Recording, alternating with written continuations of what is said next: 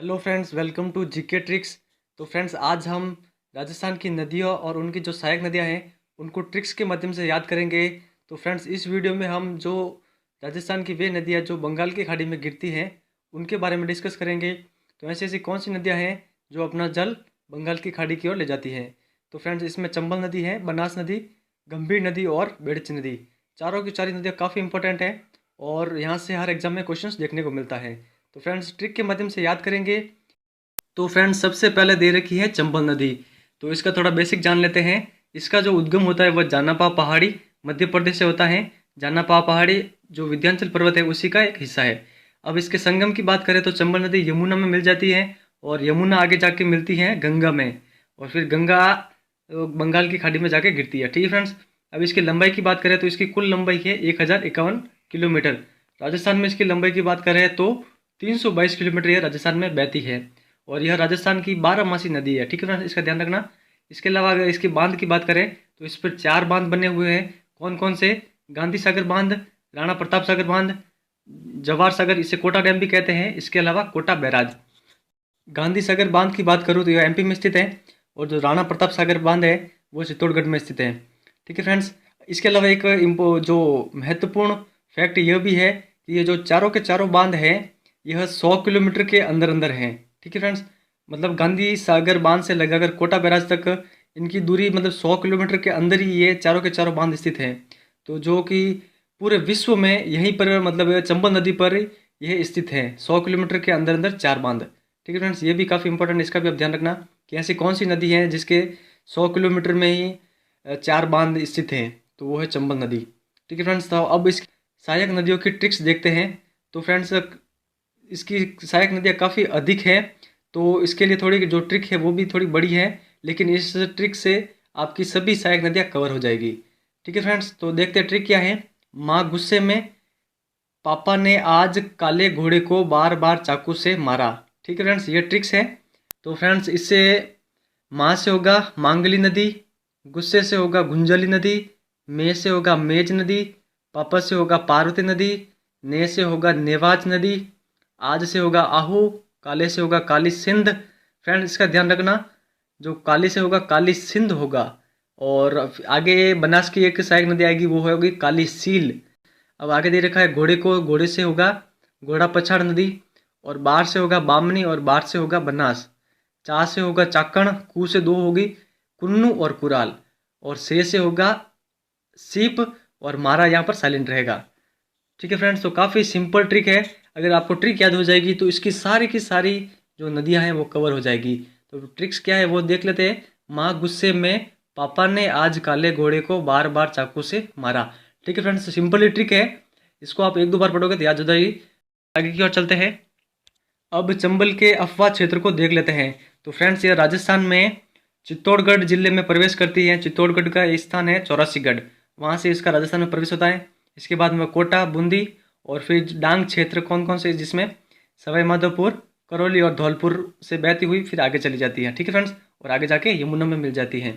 तो ध्यान रखना फ्रेंड्स, इसका अफवाह क्षेत्र राजस्थान के किन किन जिलों में है? चित्तौड़गढ़, कोटा, बूंदी और जो डांग के 3 जिले हैं कौन कौन से? सवाई माधोपुर, करौली और धौलपुर।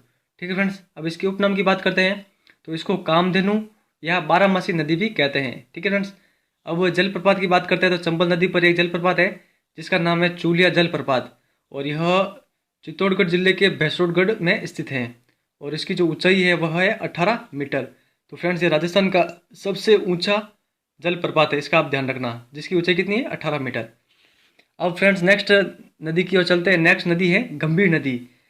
इसका उद्गम करौली से होता है। ठीक है फ्रेंड्स। करौली की तहसील है सपोटरा, वहाँ से इसका उद्गम होता है गंभीर नदी का। गंभीर नदी अलग है फ्रेंड्स और जो गंभीर नदी है ये अलग है और इसका जो संगम होता है इसका भी संगम यमुना में ही होता है। चंबल का भी यमुना में और गंभीर नदी का भी यमुना में। यमुना में कहाँ पे मिलती है ये? तो मैनपुरी यूपी में। इसकी अगर सहायक नदियों की बात करें तो इसकी ट्रिक्स हैं। अम्मा भदावरी भैंस बाहर खड़ी है। ठीक है फ्रेंड्स, सिंपल ट्रिक है। इसमें काफ़ी अधिक मतलब अधिक सहायक नदियाँ नहीं है तो छोटी ट्रिक बनेगी। अम्मा भदावरी भैंस बाहर खड़ी है। तो फ्रेंड्स, इस ट्रिक को अभी देखते हैं पूरा।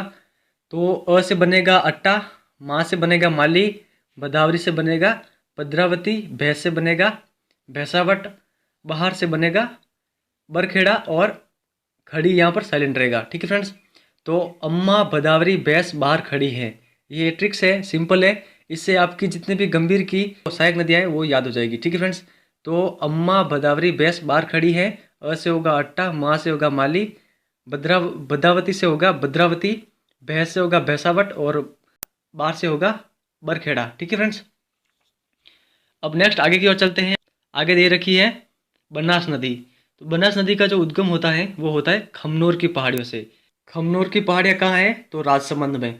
ठीक है फ्रेंड्स, अब संगम की बात करते हैं।